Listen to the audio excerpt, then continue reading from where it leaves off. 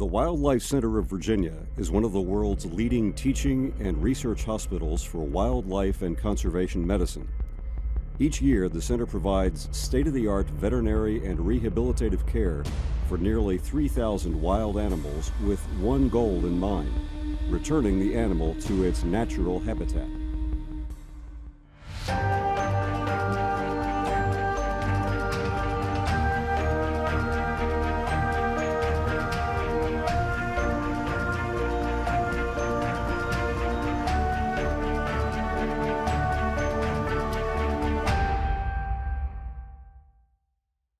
I'm sitting here at one of my favorite spots, the Rockfish Gap in the Blue Ridge Mountains in central Virginia. This is the point at which the entire Blue Ridge mountain chain narrows down and is simply one ridge wide before it broadens out to the south. This is the point at which birders have been counting raptors for a long time. It's the longest continuous census of raptors in the United States. There is a group of raptors that are not birds of prey, not actual hunters, that are scavengers. And of course, the most famous group of scavengers that we have are the vultures. Of the 30 species of vultures found worldwide, there are 7 found in the New World, found only in the Western Hemisphere. Of that 7, 3 of those species are found in North America, in the United States and Canada. Certainly the largest of these is the California condor. The California condor was once considered extinct in the wild.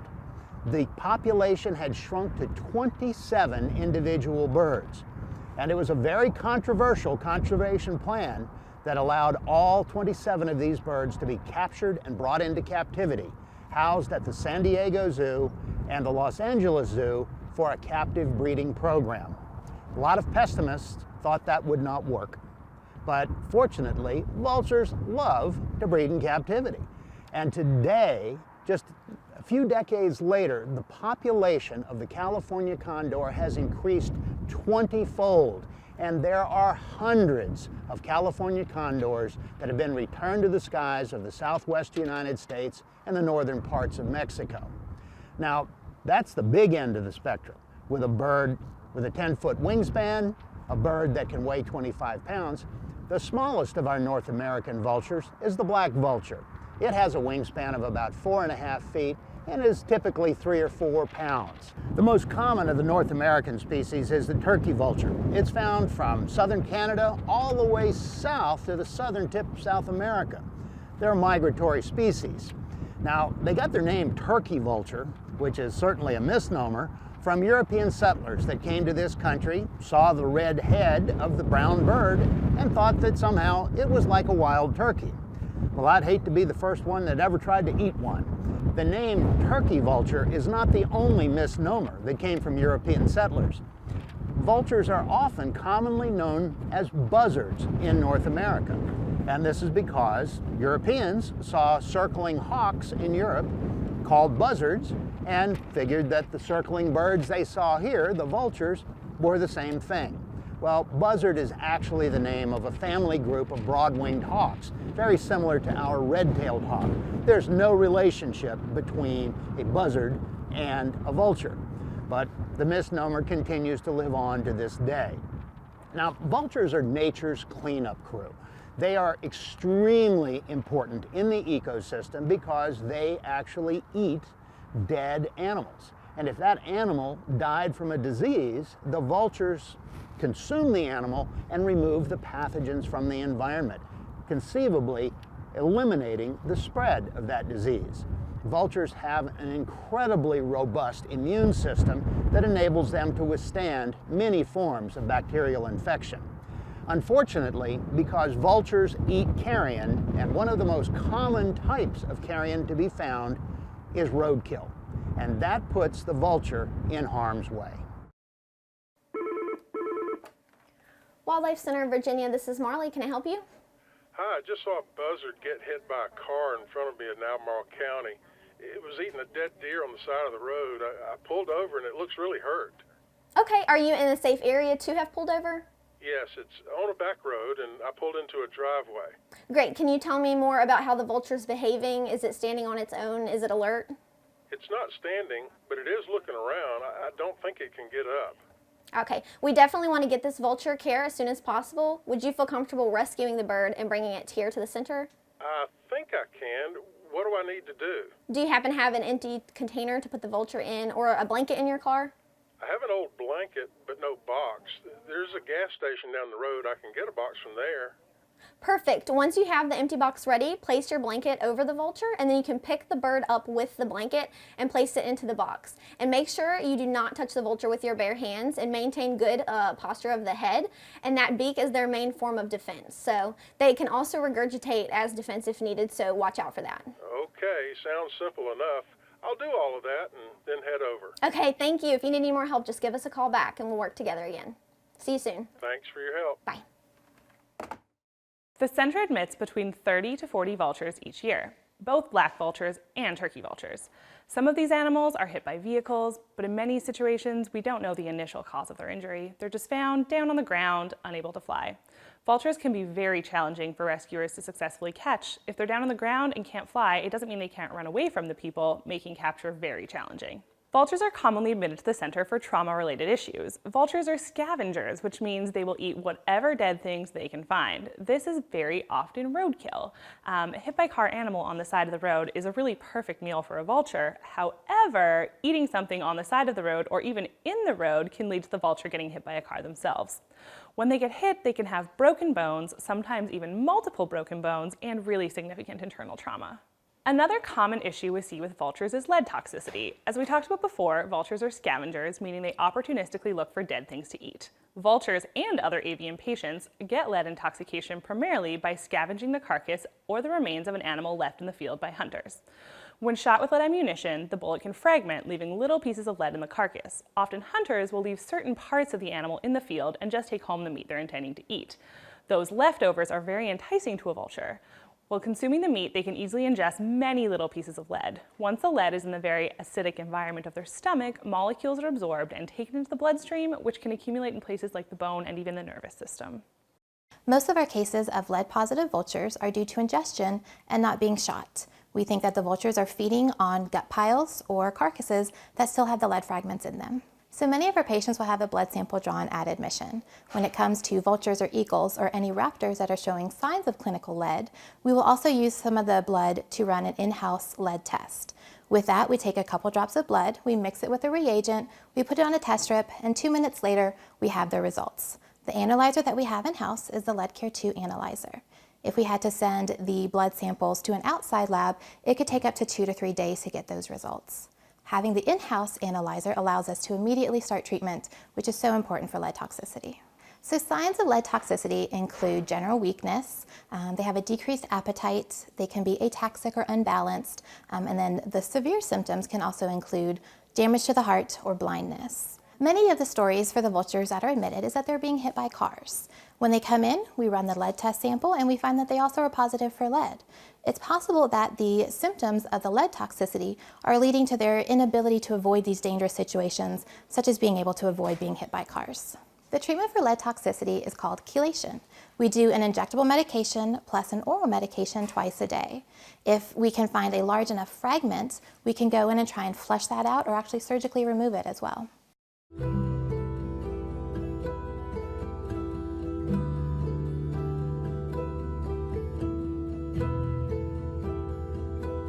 Vultures are scavengers by nature, so in the wild they eat carrion or dead food. So in rehab we commonly feed a lot of our patients dead mice and dead rats anyway, so it's not weird for us to accommodate that for vultures.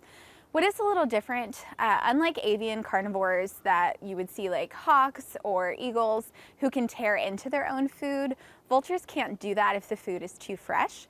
So remember that carrion diet, they are used to eating decaying food that's already soft and easy to tear into.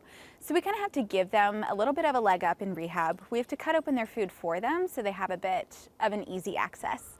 And if we get a vulture in that's really debilitated, that can't stand or can't easily eat its own food, we kind of have to take it a step further and skin and chop that food for them because naturally they're unable to digest the fur as well. So the easier we can make it for them, we will. So when we condition vultures for release, or do what we call pre-release conditioning, we house them in one of our 3 large flight pens. These are extra long pens. They're about 100 feet in length. This gives vultures ample room to fly. And when a vulture flies in the wild, something you might notice, unlike other birds, is that they do a lot of soaring and a lot of gliding. So they ride these heat thermals to be able to soar around the sky and look for food, navigate throughout their habitats. So it's important that we know that a vulture is able to do that before we let them go. In addition to being able to see if they can soar and glide adequately, we also use that space to our advantage by scattering their food as much as possible, making sure that they can use those scavenging abilities to feed themselves when they're out in the wild. We don't often admit baby vultures to the center, but occasionally we will. They're pretty adorable. They look a lot different than their adult versions of themselves. They look like little snowballs when they come in. Vulture babies, as much of a joy they are to admit into rehab just because they're simply really adorable, they can also be quite difficult to care for. Feeding them is pretty easy. It's basically just a smaller version of the diet that the adult gets, but they are a very high imprint risk on humans. And that means that there is that potential that they could recognize a human as their own species, which is something that we want to avoid at all costs. So when a baby bird is in the wild, it's learning from its parents how to feed itself, how to communicate, and other important natural behaviors. So we need to make sure that the baby vulture is able to learn those things without associating a human for those behaviors. And that includes recognizing a mate of their own species once they're released into the wild. So if we can, we make every precaution to avoid that and every effort to get those guys re-nested and reunited with their parents. If for some reason reuniting them is not successful or we're unable to do so, then the next best thing we can do is house them with a conspecific or a member of their own species, so another baby vulture, so they can learn some of those natural behaviors. When we admit a vulture to the center here, there are a few things that we need to keep in consideration in regards to their care. So vultures are commonly grouped alongside raptors, and there are a few things that separate raptors and vultures that we need to keep in mind. So remember, going back to their meal, the carrion that they eat, their beak is designed to rip and to tear into that flesh. So essentially it could do the same to us if we are not handling them properly. In addition, their beaks are usually covered in some pretty nasty bacteria when they come in, so we have to keep that in mind as well if any of us happen to be injured from a vulture bite. And again, raptors have a bit of a different defense mechanism than vultures. They're likely to foot you. Vultures, in addition to that bite, their #1 defense mechanism is vomiting.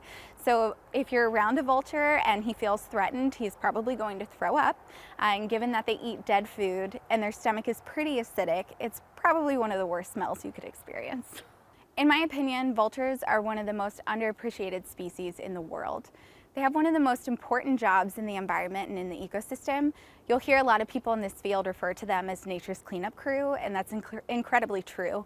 They go around, they clean up dead carcasses from the wild, and not only does that do us a service, as humans we don't like to be around carcasses just lying there all the time, but it actually provides a nice little perk of disease control and stopping the spread of disease. So vultures are able to consume animals who are infected by certain bacteria and certain diseases, and they themselves are not affected by that, and therefore they don't transmit those diseases to other animals or potentially to humans.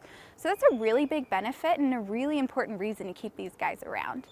So unfortunately, not everyone sees the beauty in these species, but without the vultures in the world, it would not be as pretty of a place.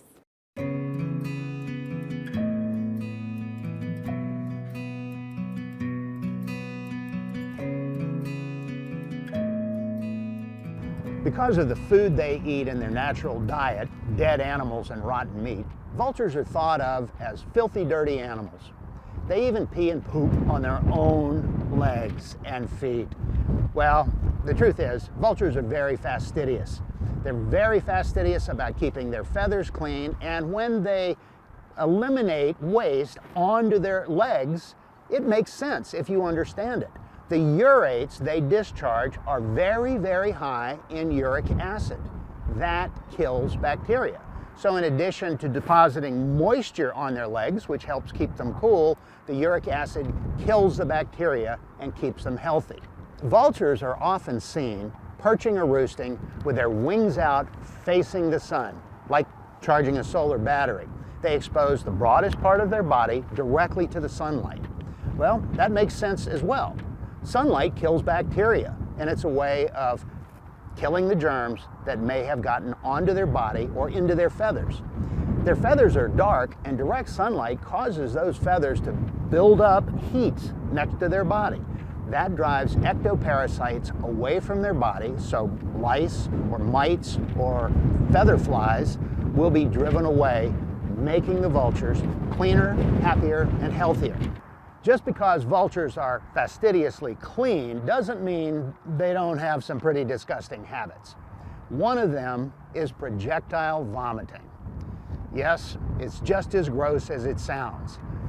Anyone who's ever worked with a vulture in captivity has really experienced what this means. When stressed or frightened, vultures will compress their abdominal muscles and quite literally squirt the abdominal contents in the face of whoever is attacking them or stressing them, up to 6 feet away. And believe me, it's a foul-smelling substance when you start with rotten meat and then digest it further. But even that makes sense if you understand the vulture's natural history. When they are taking flight from the ground, they're frankly not very efficient at taking off, and sometimes they have to run a little bit or catch the wind to help lift them. If they have extra weight in their body, that makes that reaction just that much slower, and that could be the difference between life and death. By eliminating the contents of their stomach and crop, immediately they become lighter and have the capacity to take flight more easily. And that foul-smelling liquid is also quite a deterrent for potential predators or animals that might attack the vulture. Even as nature's cleanup crew and very important parts of the ecosystem, they do have their detractors. People who just don't like the look of them or who associate them with death will often shoot them. And that, unfortunately, is one of the common injuries we see at our wildlife hospital. But vultures are protected by both state and federal law. Someone caught shooting a vulture is in a lot of trouble. In general, at best, most people are indifferent to vultures, and at worst, they're kind of hostile towards them. They think they're gross, they think they're maybe a little scary, and sometimes they even just consider them nuisance animals. These negative perceptions about vultures lead to a lot of intolerance and often to human-vulture conflict. And the best way to combat these negative perceptions is to help people understand the really important role that vultures play in our ecosystem, and to help people understand how cool these animals are. They really are fascinating animals. They are really specially adapted to be scavengers. And when people learn more about them, it often helps them feel a little bit more interested in this special scavenger. And this is where Buttercup comes in. Buttercup is a non-releasable black vulture that lives here at the Wildlife Center. He was hatched in captivity, and unfortunately his parents rejected him. We're not sure why, but he was raised by a wildlife rehabilitator. He unfortunately imprinted on humans while he was being reared, and because of that he couldn't be released back to the wild. So he eventually became an education ambassador here at the center, and we love having him here. He is great at his job. He helps people to connect to an individual within the species, and when people connect to that individual, they have a better chance of expanding that appreciation to the species at large. And it just so happens that Buttercup is incredibly charismatic. He's very playful. He's really engaging. He sometimes plays peekaboo with visitors, which is really fun. And for the people that he really likes, he will actually do a courtship dance, which is really impressive. He will spread out his wings, dip his head low, and spin in a circle. Whenever he really likes somebody, it makes you feel very special. So Buttercup's job is to help to connect people more to the issues that face vultures in the wild and help people appreciate this species more. Because of Buttercup's big personality, he's earned himself a sort of cult following, And people are so in love with Buttercup that we developed a whole line of merchandise for him specifically. There is a carry-on bag and a t-shirt, and of course you can always sponsor Buttercup through our Caring for Critters program. He's one of the most popular education ambassadors through that program. People love following up on what's going on in his life, and we have a camera in his enclosure so people can watch what he's doing all day. So right now they're probably watching us, and they're probably pretty excited that he's trying to get out here and hang out with us.